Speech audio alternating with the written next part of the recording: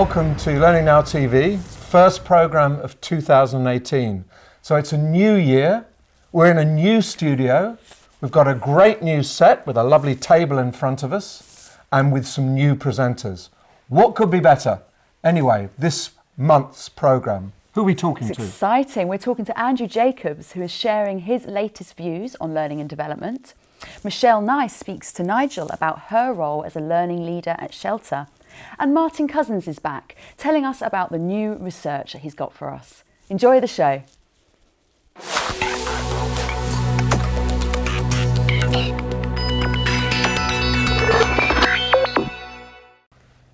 I'm very pleased today to welcome Andrew Jacobs. He's the Organisational Learning and Talent Manager at the London Borough of Lewisham and a frequent visitor to Learning Now Television. So Andrew, welcome back, I should say. Thank you. Welcome. No, thank you for having me back. It's good to see you. What we want to talk about today is, I think, a growing movement, which is forget about big budget. How can you do things for small budgets? And don't let lack of budget be the thing that stops you doing stuff. Work your ways around. So do you agree with that for a kick-off? Absolutely, absolutely. I think the challenge for learning and development is we're always perceived as a cost centre. Yes. We cost the organisation money. And so what we want to do is to demonstrate we're getting the best value for our money. And that tends to lead us sometimes to spend money on things that maybe we don't need, but look great. And we think that that will give it a sheen and a value, which the organisation may appreciate more. Actually, maybe some of the stuff we need to do in learning is actually roll back from that and look and see what can we do for a nil or neutral cost first, and then spend our money more wisely. Yes, so give me some examples. What can you do for nil or neutral cost? I'm a big fan at the moment of podcasts. Yeah. You can subscribe people to particular podcasts and they will then get a range of information available for them to listen to for free. Yes. Nil cost. Really, really easy. I had a brilliant conversation with somebody recently from a small organisation where they went out and bought 3 Kindles. And what they did with those Kindles was then subscribe them through one single account to Amazon, and they bought some books, some business books. We're able to share the cost, and those Kindles now are available and used by a number of people within the organisation. They can constantly update them, and they're available for, again, relatively low cost across the organisation.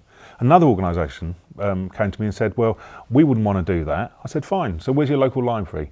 What's the books in your local library that you can ask them to bring in?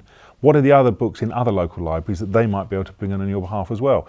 That's nil cost, and that's an easy one that across the country organisations are able to use. Yeah, so it's looking for partners. Like libraries are brilliant potential partners in all sorts of things, but particularly if you go in as a small organisation and say, will you help us with our learning? They're not going to say no, they're going to say, welcome, yes, of course. Absolutely. What can we do to help? And more libraries are able to actually distribute stuff electronically as well as physically in the form of books and whatever else they do. So yes, I think so. It's looking for those partners who can help, being a bit imaginative about how you get access to resources, and recognising that out there is a massive amount of stuff that is completely free, and just using it and using your intelligence to shape it, prepare it, curate it, if you like, for the organisation, and not pay someone to develop something from scratch. Absolutely. I think I heard a brilliant phrase last year, which I've repeated many times.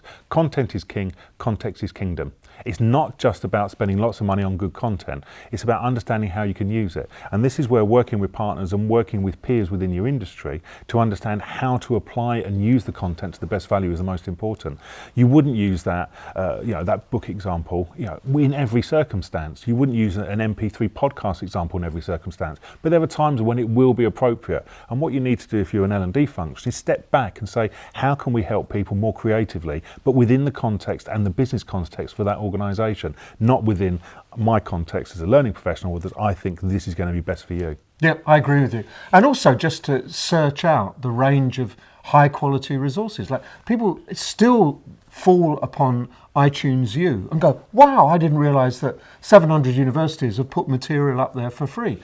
There are MOOCs that you can point people towards. Yeah. So it's all about creating an L&D department which are out there to see what they can access for as little as possible and curate it and structure it and create an environment where people are willing and anxious to learn, but not to put them in front of big formal slabs of learning necessarily. Would you agree with that? Entirely. What it also does is it takes away the essential need for the learning function to be the leader on this stuff. Yes. What happens is when people realise that this stuff's available for nil or neutral cost, they can seek it out themselves. And we all want learning organisations, we want people to be in control of their own learning.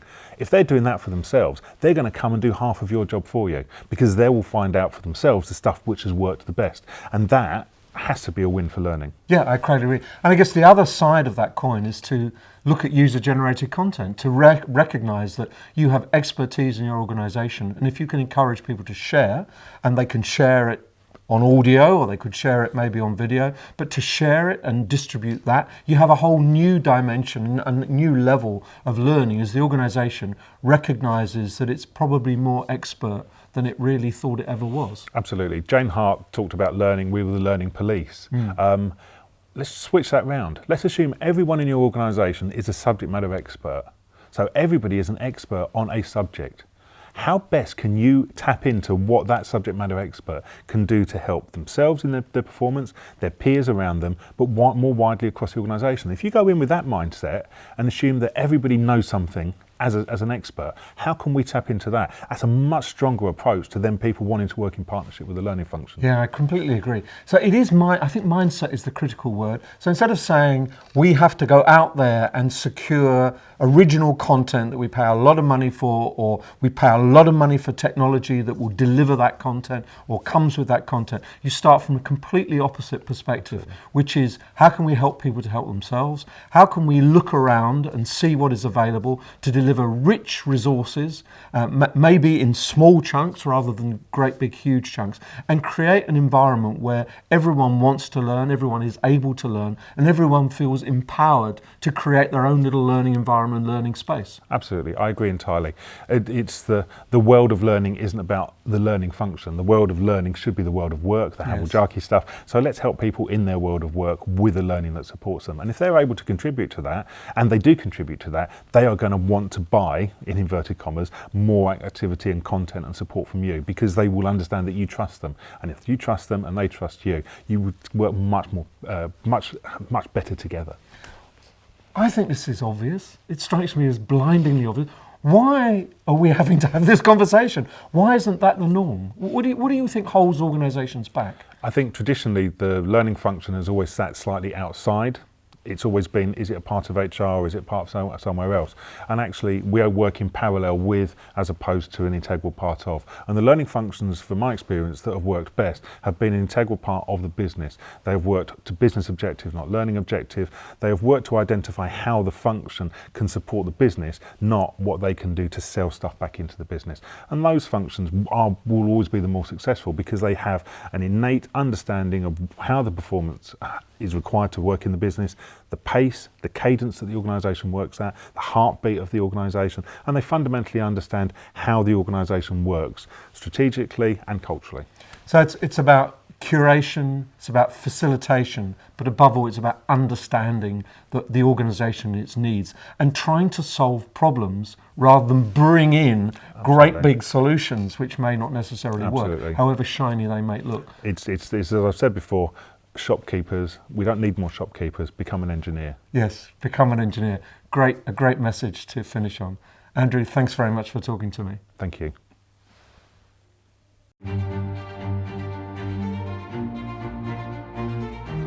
There's no question that the world is going through perhaps the greatest change we've seen in a generation. People worried about what that means for business. They're dealing with a huge number of uncertainties and they're looking for answers, they're looking for some guidance. What the Financial Times IE Business School Corporate Learning Alliance brings to our executive education programs is totally unique. We use journalists in collaboration with top academics. The journalists provide what's happening in the news. They can say to people, you've heard the theory, you've heard the research, how does that impact on what's happening now? That's where they can really add value. I'm really pleased to announce a new regular contributor to Learning Now Television. It's RJ Pangakar from Ottawa in Canada. And I hope that RJ is one of a series of new presenters throughout 2018, which will be very, very good and give us some additional information and perspectives. Now, RJ is not an L&D person. He's actually an accountant. So he's going to give us the business perspective on L&D. And he kicks off with a really relevant topic. How do you persuade decision makers to invest in your great L&D idea? Watch this space. Hello Learn Now TV viewers. My name is Ajay Pangarkar, and it's a privilege for me to join the LNTV community. One thing you should know is that I'm not your typical L&D practitioner. My background is first in business, more specifically as a chartered professional accountant, with a depth of experience in a variety of L&D roles. I see my responsibility within learning development as unique. Just like any other decision maker, I hold L&D accountable to meet business expectations. So my objective through this and future LNTV segments is to provide you with insights into L&D from a strategic, a business accountability, and financial perspective. In this segment, I want to address a common question I get from L&D practitioners, and that is, how do I convince internal decision makers to support my learning proposal? The short answer is prove it'll make a difference for the business. But as you can appreciate, the long answer is somewhat more involved. To build a convincing argument, you must first address a business leader's 5 key operational concerns. And keep in mind, this applies to any learning initiative. Let's say you design what you believe will be an excellent effort that will clearly drive results. You bring it back to the operational manager, your internal customer of course, and then they ask you a ton of questions, such as, how much is this going to cost? Or how much time is this going to take? Even though they ask for you to provide a solution, it feels like they've changed their mind. This is not the case. These decision makers must make prudent choices that will maximize their limited resources. So let's answer some common questions your internal customers may ask. First, what's the budget for training? You should know this number well before developing any training solution. Too often, training practitioners first build the initiative only to discover it exceeds the manager's budget. Then they try to adapt their initiative to the budget, ultimately losing its intended impact. Next, how will you use the money? Operational managers must make best use of available resources. They'll want to know how the money allocated to training will help their employees achieve their objectives. After carefully assessing their needs, work with them to determine the most appropriate methods to deliver training, or even better, provide various options for them to choose from. Just make sure it fits within the budget. Knowing in advance what's financially acceptable for operations provides insight to building an appropriate and effective training solution. It also secures their support and approval. You need to reassure them they made the right decision. Third, how much time will employees need for training? Operational managers and their staff face exceptional demands. Anytime an employee is not working is downtime. So when developing options to deliver training, minimize employee downtime, even if they're doing it online. The more you limit downtime and integrate training within their environment, the greater the support you'll receive from operational managers. Fourth, what will employees take away from your solution? This is often the make or break question for training. Operational managers send employees for training out of self-interest, and that's to improve their performance. Be precise on the issues training will address and the skills it intends to improve. Finally, answer how will the department benefit from training? Operational managers have immediate operational needs that align to long-term business expectations.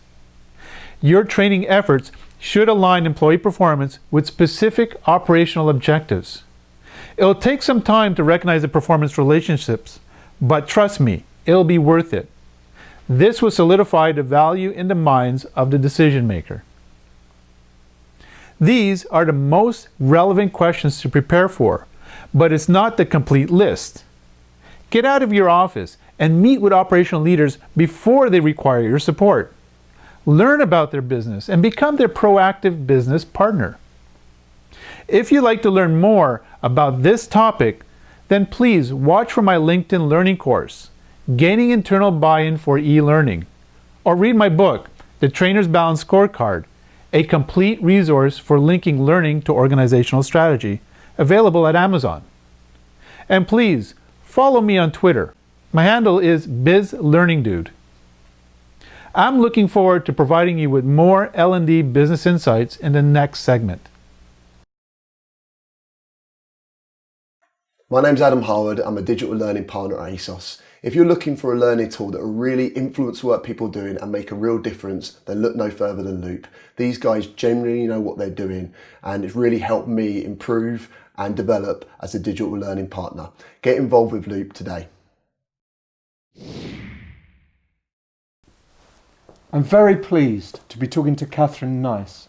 Katherine is the head of learning and organisational development at Shelter, and she's been in Shelter for 10 years. So this is a kind of 10th anniversary interview, I hope. So welcome, Katherine. Thank you very much, Nigel. Tell us about Shelter. And everyone's heard of Shelter, but not a lot of people know the dimensions of the organisation and what it's achieved over the years. So give us a flavour of Shelter. Shelter's, well, we've really achieved a vast amount over the last 50 years that we've existed. As you say, I've been there for 10. We're quite a dynamic organisation. We're really there to campaign for change and also to provide frontline services for those people most in need. So we're really an advisory service, a support service, but we also lobby and campaign for change. So that's fundamentally what we're about. All focusing on housing. Absolutely. Not just for people who are homeless, but for people in straitened circumstances.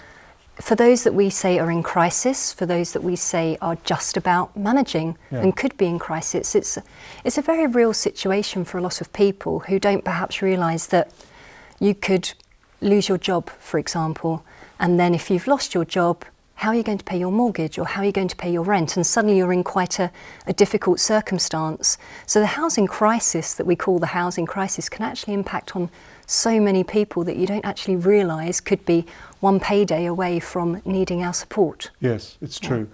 Give me an idea of the size of Shelter. How many people does Shelter employ? We've got currently approximately 1,200 staff across England and Scotland. Wales are completely separate. And we have another approximately 2,000 volunteers. Yes. So your job involves both the volunteers as well as the staff? Absolutely. Yeah, so that's very important to know. So that's kind of doubles the volume of work that you have to do. So tell me about your role. What do you think you've achieved most over those 10 years? Gosh, I would say my achievements have probably come most in the last 4 to 5 years. I'll be completely honest, I came into Shelter and I was the only person in training. My role was training, actually. It wasn't learning and development at all. And I was the only person doing it. I was the only person in the department. I would say the biggest achievement was when we were able to move forward with learning, really very much from about 2014, which is when I became the L&D manager. I'd have to say very quickly, I'm kind of a one-woman advert for succession planning, if there ever was one, because I've assumed every position through the team. I would say predominantly it's been the last few years of moving from training to learning, which is a concept that's still quite alien to a lot of organisations, which is quite surprising.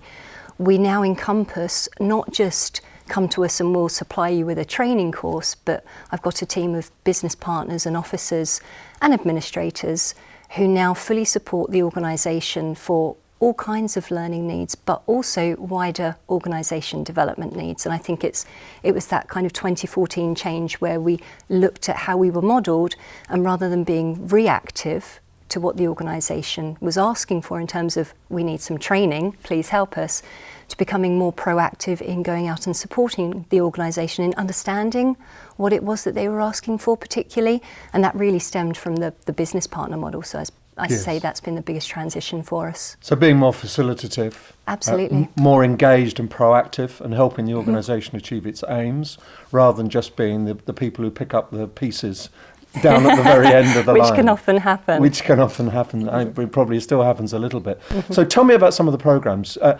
Particularly, how do you work with volunteers? Are you involved in volunteer induction? How do you make sure that your volunteers are highly competent and not put in any danger themselves? Oh, absolutely. And also doing a good job for Shelter? Well, it's twofold with volunteers. We need their support. We can't do it without the support of our volunteers. And that's why the volunteer branch fall under our wider L&OD remit.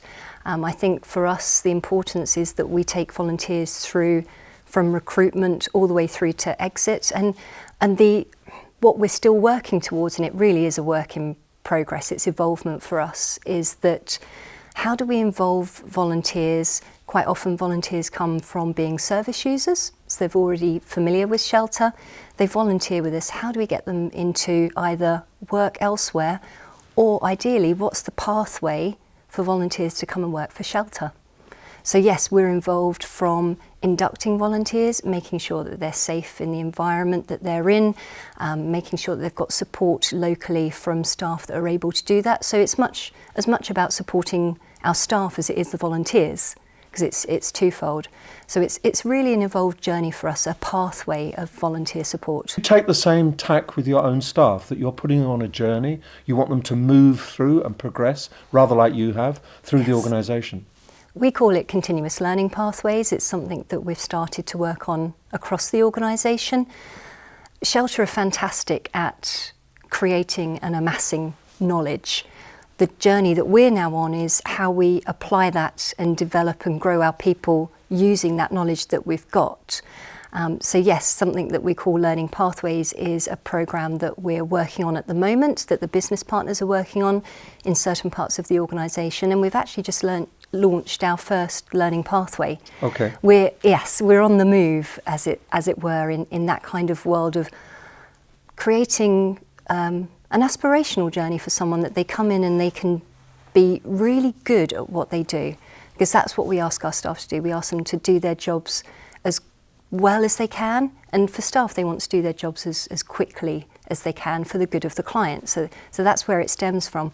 But to be able to offer that additional pathway of support, this is how you develop into the next role, or albeit this is how you develop out of the organisation, that's what we aspire to support with. And the evidence, there was a report last week from Facebook and Google which was showing that staff leave, the usual myth is they leave because they don't like their manager. The truth is they leave because they aren't given those future opportunities. It's a massive issue for staff. They want to do their job well, but they want to be developed for their next role, so they don't end up being stale and they don't end up without or with skills that aren't transferable and won't take them forward. So you're on that journey. Are you saying that virtually every member of Shelter has their own kind of individual agenda for development? Is that the aim? That's our aspiration. Right. And it's a huge aspiration, and it's one that we're starting to work on now that we have a full team in place and a full suite of business partners to go out and support that to happen. So it is a huge aspiration for massive. us. Yes. But it's really important as well. I think to have an individual that comes to work for a charity, and it might be any charity organisation, they've got that sense of I'm here for a purpose. So it's how we can harness that and build on that, because retention isn't just an issue that we face. As you mentioned, every organisation faces it. I personally, and this is a personal belief, don't think that it's a bad thing that people move on. It allows that, reproduction of being able to develop people to move into that step. And inevitably you do come to ceilings in roles where you can't carry on. But I would say that I've fulfilled my criteria, and my team have, if they feel that they've been supported to get to a point as far as they can develop. What's great, Katherine, is that you're a charity, but what you're doing is at the leading edge. That's exactly what big organisations and small organisations, private and public sector, are doing. So congratulations. I hope it's been a very successful 10 years. You've proved career progression exists in the organisation. It does. May you long continue Thank you very to much. do your job at Shelter. Thank you so much for talking to me. Thank you.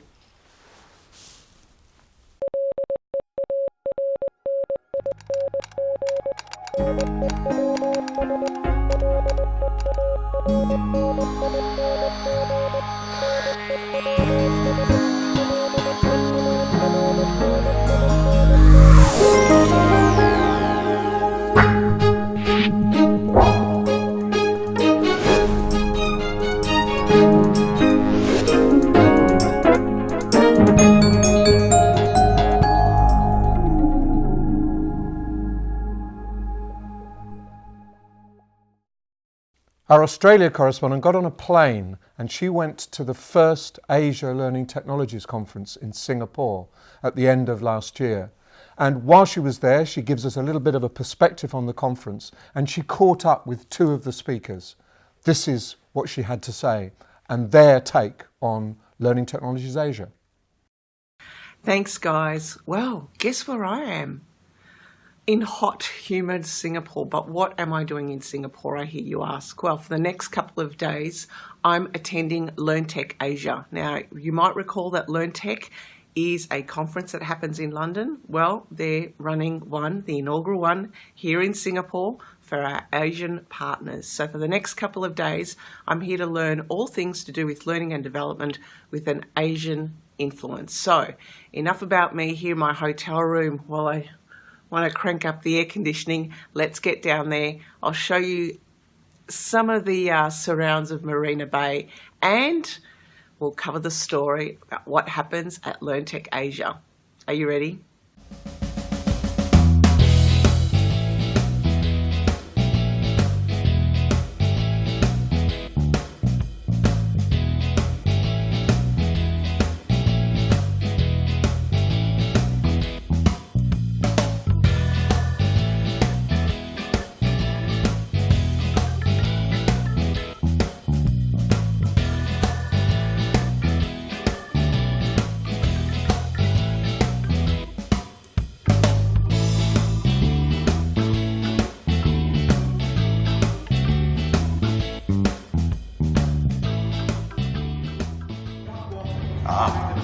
Okay, so yes, it's both that we learn everywhere and also instruction and the delivery of content goes everywhere. Absolutely. Janet was saying, the biggest change comes from us. No longer restricting ourselves, boxing ourselves into what we know, but accepting we don't know what we don't know and discovering our areas perhaps of weakness or growth by sharing with others in communities. That means that we can be very, very wrong. I'll give you some examples in a moment how people have got it really wrong. But you can get it right by accident. The best way to predict the future, as someone once said, is to create it yourselves. But there's a reliable way that you can look at, where you can look at previous trajectories and see where they're going. And this is what I'm going to try and do today with you.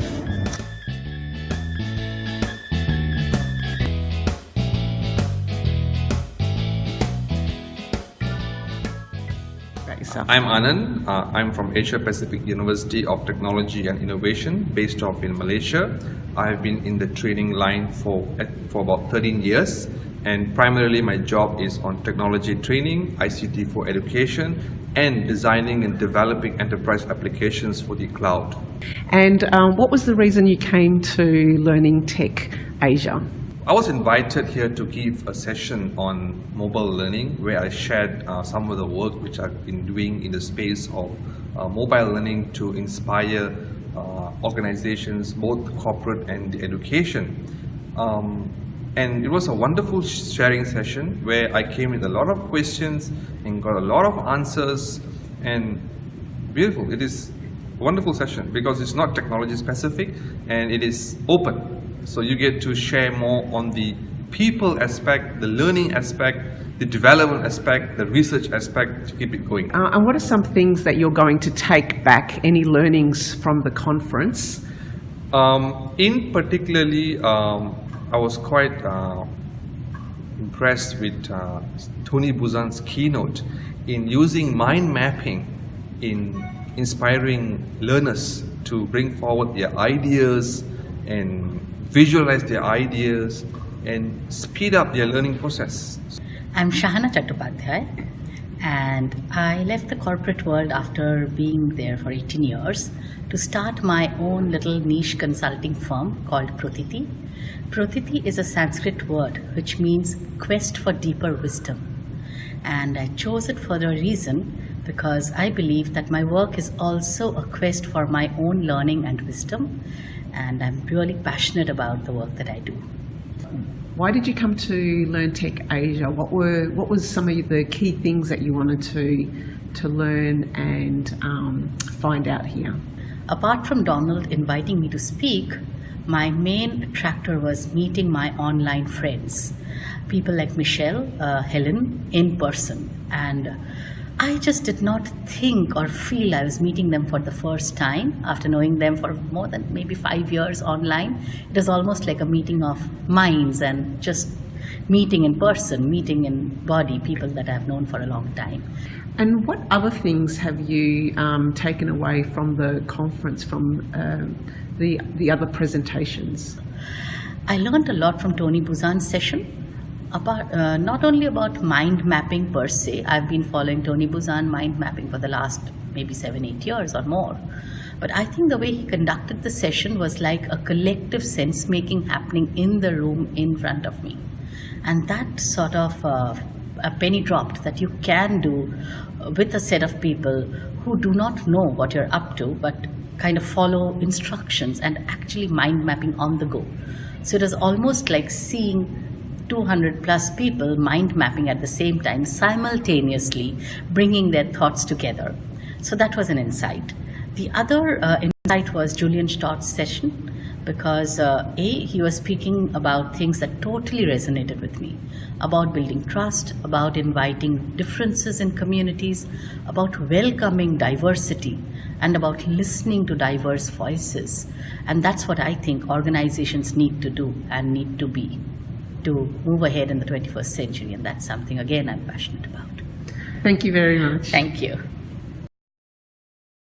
Happy workplaces can transform organisations. Research shows they're more productive, more innovative and more profitable. One of the telecom clients we worked with reports that not only do their sales and profits go up as a result of working on creating a happy workplace, but their share price tripled over 2 years. We can help you create a workplace like that. Our 4-day programme spread over 6 months will help your managers and leaders create that kind of culture. Check out the details below at happy.co.uk. I'm thrilled to finally meet in person Izzy Nancarrow, Director of Nancarrow Partnerships and Campaign Learning. Welcome, Izzy, to Learning Now TV. Thank you, Kim. Great to be speaking with you. Thank you for inviting me. Very welcome. I'd love to know a little bit more about what you and your company does and any particular focuses that you have for 2018. Well, I run a marketing organisation that was set up initially working with networks or people within the learning provider industry, and from there developed into supporting companies with developing their internal communications to really increase engagement within L&D and taking the marketing approach from that. Over the next year, actually there's specifically a much bigger push on that, because we've been doing some work around helping some multinationals develop their internal identity, develop comms around that, and develop strategies for launching new software, which leads to quite an interesting 2018, I think. Absolutely. I'd love to pick up on the identity piece you mentioned. What do you think that means, having a learning identity? Because we're looking at how does people across all of the different departments in the organisation, all of the different levels, how do they, yes, perceive learning and development, and how do they actually, how does learning and development curate their own identity to help support the influence they have internally, both at the senior leadership level, right down to the grassroots level, and getting people involved, getting people to value what they do, to want to be involved within L&D. Which I know is an ongoing fight, as it were, and it's really looking at what identity means to that and how identity can help people to create that journey. That's really important. What misconceptions do you think are out there? One of the big ones I find is learning and development teams that have put work into their needs analysis to understanding where the skills gap are, and trying to match that with business objectives and trying to become a constructive part of the company moving forward. But there's a big difference between trying to achieve that and actually being seen as a crucial part of the organisation, kind of part of the conduit of how do you get people involved in learning, fill those skills gaps, and help the company along that journey. There's a massive gap there, I find, from what's going on at the moment and what could be happening. Absolutely. It's not enough to be focusing solely on the people and their skills gaps. You've got to take it to another level and have those really crucial conversations with senior leaders and then the business in general in order to progress the business and to achieve more success. And if your identity doesn't match that role, then internally L&D won't be perceived to be providing that role, irrelevant of how well they've planned for it or how effective they could potentially be at it. So how are you going about supporting organisations with this? Well, it's very much starting on the bespoke level. So we're talking to these teams about where they are at the moment and what they're trying to achieve. And I think really crucially, it comes at a stage when they're trying to make a big change. So usually it comes along side changing the way that they deliver L&D, or really realising that they need to change the way they perceive their identity within L&D, whether or not they realise that that is part of the key problem. So I start by looking at who their main influences are and who the other influences are within the organisation, and really mapping out, who are the influences that you can utilise and how are they perceived, therefore how do you need to be perceived to be part of essentially that core stream of business operation.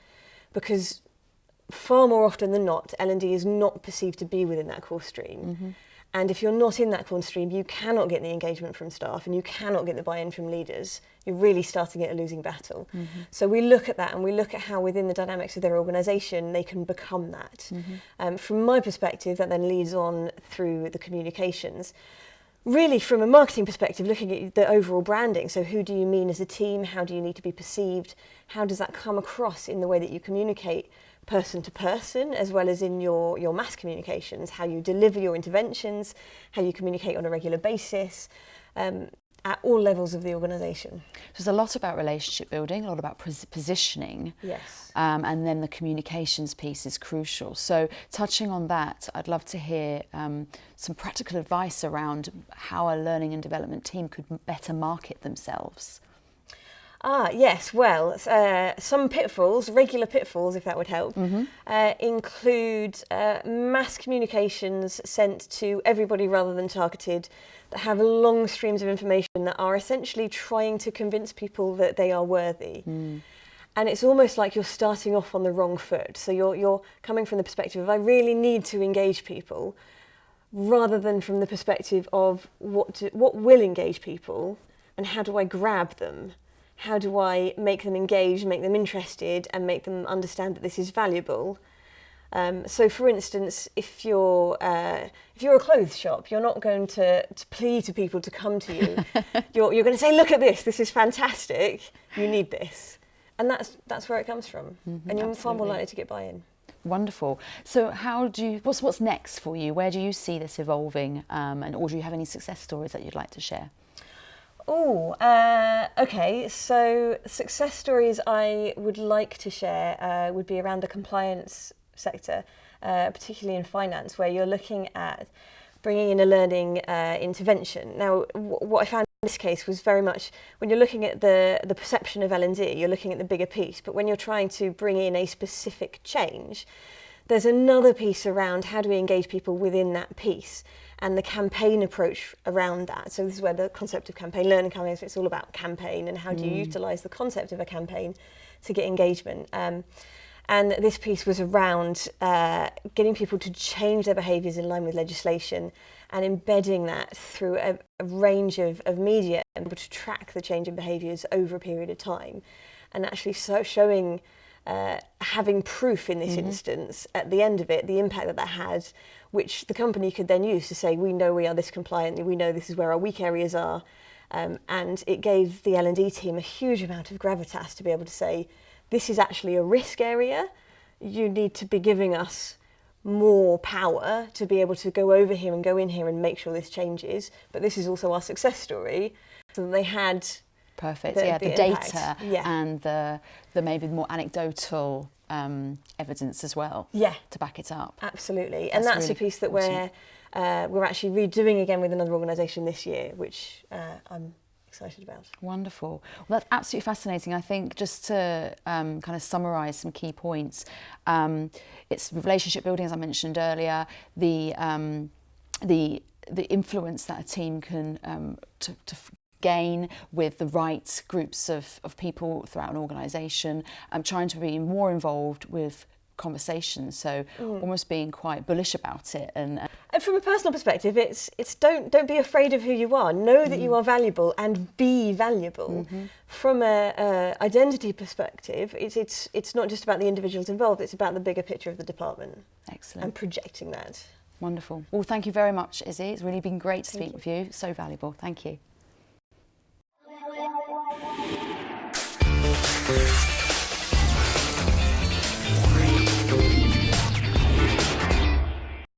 Robin Hoyle's regular feature with us is proving really popular with our viewers. He's back, this time looking at role models and how we might be looking in the wrong places for them. Intriguing. I was talking to a person in Germany recently, and she was telling me about a role model that she'd identified within her organisation, which I thought was really interesting. I was expecting her to tell me about somebody who had broken through the glass ceiling and achieved great things within the organisation, moving up through the ranks to a position of power and influence. But instead, she told me about the person who pushed the Henry around the corridors first thing in the morning and emptied the bins in the offices last thing in the evening.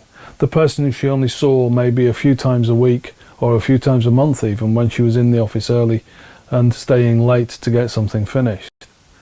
And this person was a Syrian refugee, a person who had come presumably through some horrendous journey from North Africa or Turkey into Europe, had walked miles and finally ended up in Germany, where she'd been given the opportunity to work, to pay something back to the country which had taken her in. And she felt proud about that, and she wanted to share her story.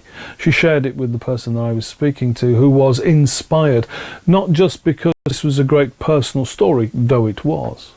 It was also because their organisation had created opportunities for people to work, to gain some self-esteem, to gain some self-reliance when they come to a foreign country, albeit working as a cleaner, despite the fact that this individual had many other qualifications and skills.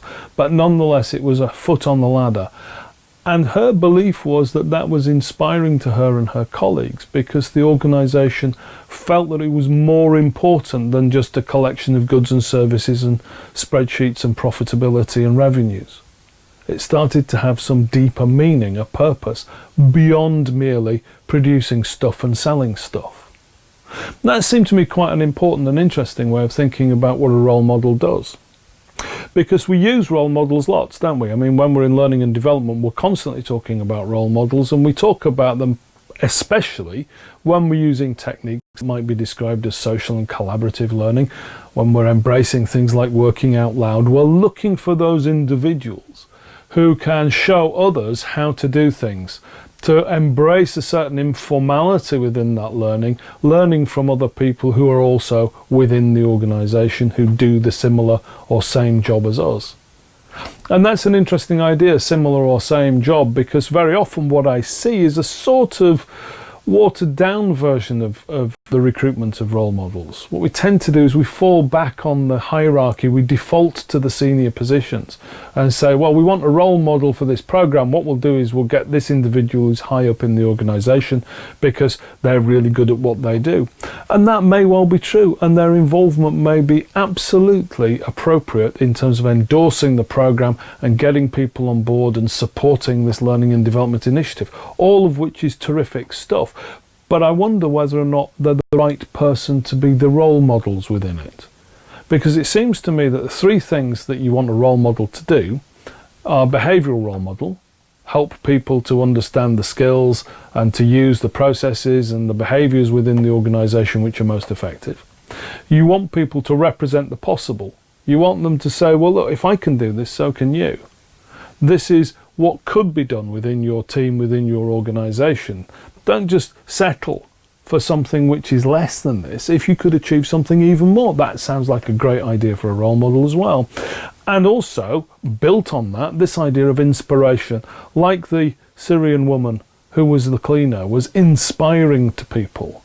And sometimes line managers and senior leaders can be inspiring as well, but how much better to be inspired by somebody who works alongside you, who's part of the same team, who is naturally influential within your organisation, regardless of whether or not they've chosen to move the hierarchy or to pursue managerial positions and leadership roles within the business. Maybe there are people there who have emerged in the organisation to be really influential because they are authentic people who genuinely believe in what the organisation is set up to achieve and how it can be done. Maybe they're just really good at doing that thing and they don't have aspirations necessarily to progress further, but they could help others to at least provide a model which could be emulated. And that's what you want role models to do, isn't it? You want them to provide something which can be emulated. If we rely just on the hierarchy, then maybe they feel a little bit divorced from the operational. Maybe they're too far away.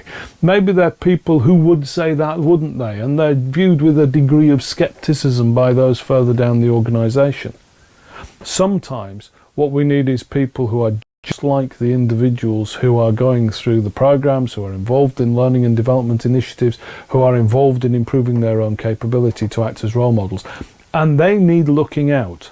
And they may well need some encouragement, some confidence building. Maybe they need some skills to help them fulfill that role as role model. Maybe that's presentation skills. Maybe that's being able to make video programs. Maybe that's being able to write the occasional blog or reflective log and make that available to people. But if they're doing that role modeling side by side with their colleagues, maybe they just need an occasional little nudge to say, listen, you're really good at this. Would you mind sharing what you do with other people?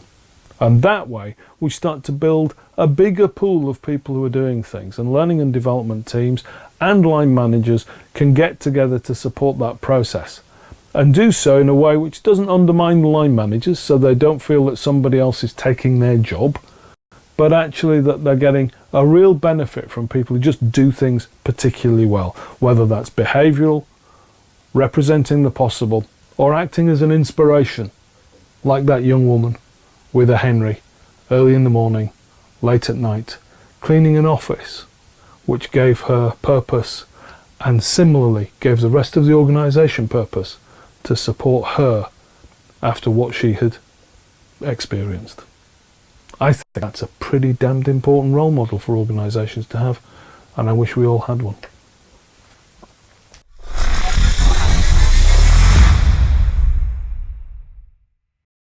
You might remember last year we had Mike Schur in the studio with us, talking about diversity and inclusion and the new British standards for it.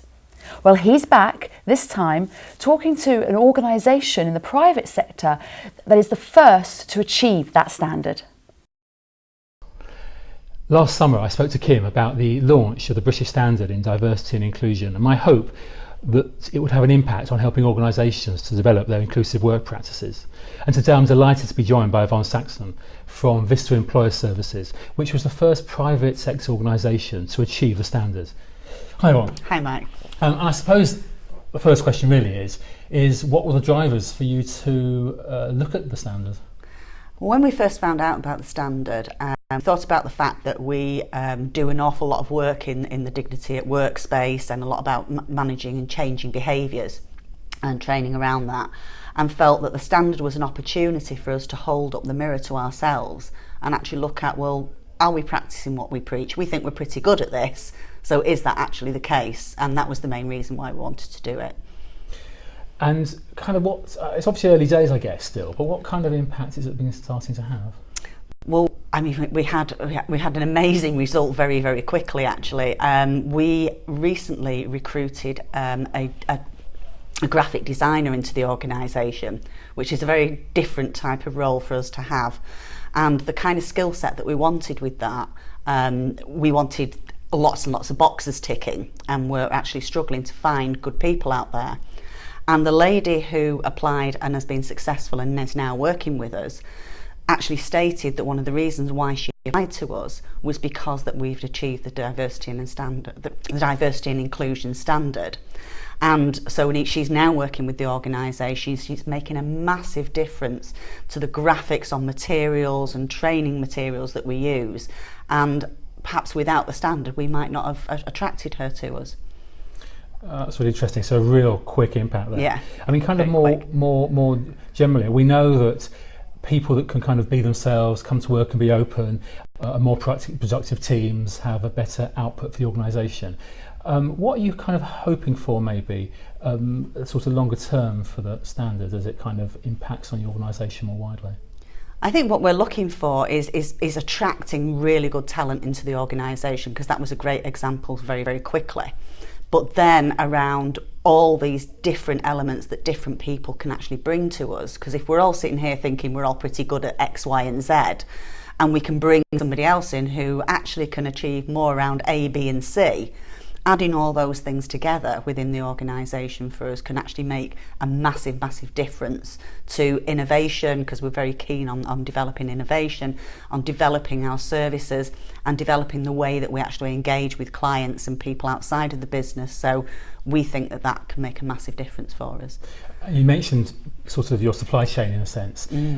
A large part of the standard is about impacting on the supply chain and your partners. Kind of how's that working? How are they responding to this? Really well, actually, because one of the things that what we didn't want to end up with, and this is where the standard has been really flexible, because often when you're a small business and you're tendering, businesses want you to have ticked an awful lot of boxes. And actually, if we're using a supply chain with other small businesses, they may not have achieved something like this.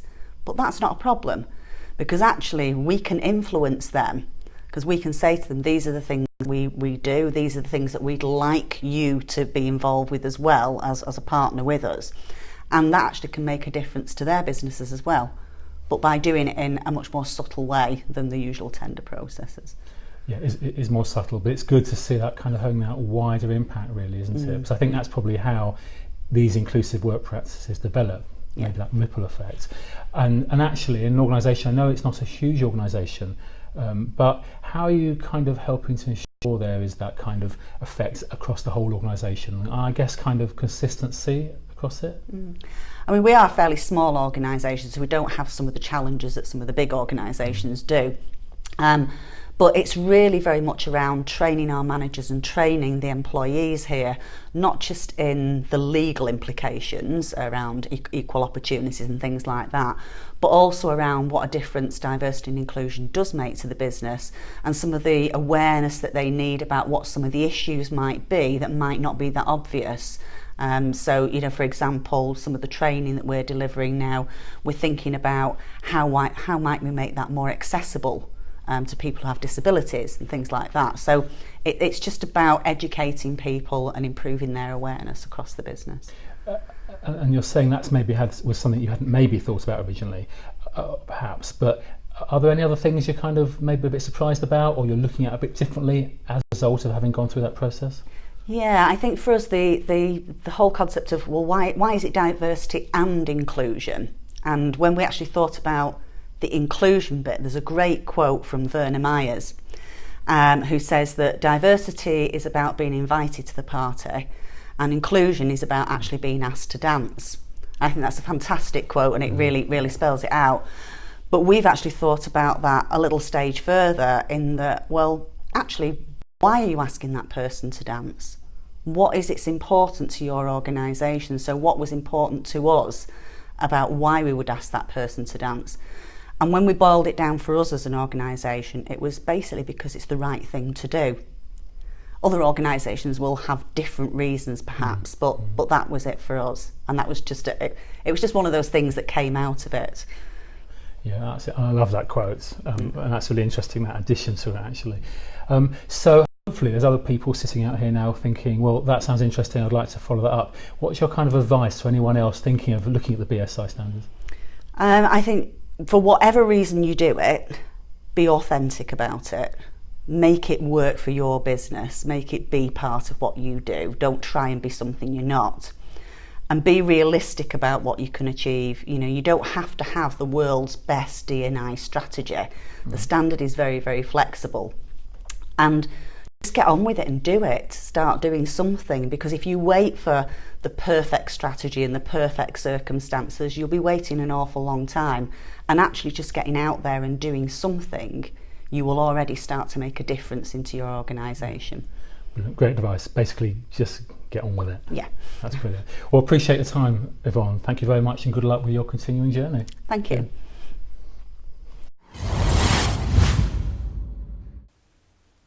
It wouldn't be 2018, and it wouldn't be Learning Now Television without Martin Cousins presenting research reports. And this month, he's focusing on the Good Practice Report, on what managers really think, which was launched at the end of last year. So what do managers really think, Martin? Well, Good Practice have pulled together this report of over 500 managers in organisations with 500 employees or more. And it's all about their perceptions of learning technologies. So, you know, let's think about that word P for perception. It's not the truth, right? And it's also not what learning people think, what managers think, correct? Yeah, so it's really good primary research of managers in UK organisations. And what do they think about learning technologies? Well, what they think about learning technologies is basically that the number one most, what's perceived to be the most useful learning technology is e-learning. Shock, horror, gasp. Well, yes. I mean, for those people who were at the launch of the research, there was actually a gasp in the room. Sharp intake of breath. There was a breath. And that's not all. I'm just going to consult my notes. So basically, the number one method that which is perceived to be the most useful for managers for learning is face-to-face training. That's the number one. No surprise. Yeah. Number two is mentoring and coaching. And then we have e-learning as the number one method, you know, technological, digital method. What about mobile learning? It doesn't come out very well, does it? So mobile learning, you know, obviously an ongoing... The thing that we're all fighting towards. Yeah. What do managers think of the mobile learning? Well, you know, it comes down really low. I think it's 40 mobile apps are the least likely to be rated as useful. So 43% of them think it's useful. So mobile is really suffering in terms of perception amongst the management community in organisations, which is alarming because, you know, we've said it before through other research reports that managers hold the keys really to learning happening in their teams. And we have a whole cohort of people in organisations who just aren't perceiving mobile learning. Don't believe it, basically. Yeah, just don't think so it what works do you for them. do with all this? So you're a learning leader. You realise that the thing that you're trying to get out of, e-learning, is what everyone loves. The thing that you're moving towards is what everyone hates. What do you do? Abandon your strategy? Or is there a natural lag that managers kind of get it, but a little bit longer than everyone else takes to get it? How do you see that? Well, I don't see it in that way at all, actually. I am amazed I was amazed at the reaction at that launch, and I am constantly amazed by primary research of the end user throwing up anomalies. And for me, it's why aren't learning leaders and learning teams aware of what the perceptions might be of what they're doing in their organisations? And why aren't they more aware of the problems that people are trying to overcome to perform better, and what those learning and performance needs might actually be related to those challenges? So get closer to your people, essentially. Well, I think I think this research throws up the idea that there are some challenging perceptions out there in the organisation, but they shouldn't come as a surprise. That's what I'm trying to say, because I think that this constant, you know, looking at what people are doing, how they're doing it, really surfacing the challenges, really designing for that and working with them to design for them to achieve, you know, more efficiency and productivity and the ability to do their job better. I think that's where the focus should be.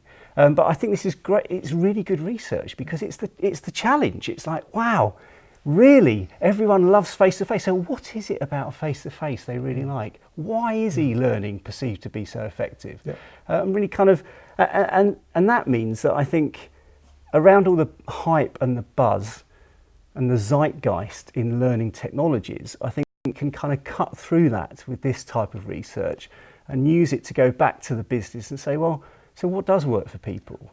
So it's kind of throwing down the gauntlet. I think it's a really good report. I agree with you that we need to be challenged, and this report is fascinating in some of the data that it presents, regardless of whether we want to hear it or not. It's there, and everyone can read it. You can download this report free. It's very well written, it's very straightforward, and you probably should talk about it amongst yourselves and in your organisations and see if your perception or the perception in the report matches your perception and matches what your people think. So Martin, well done for bringing that to our attention. Thanks very much indeed. Thank you, Nigel.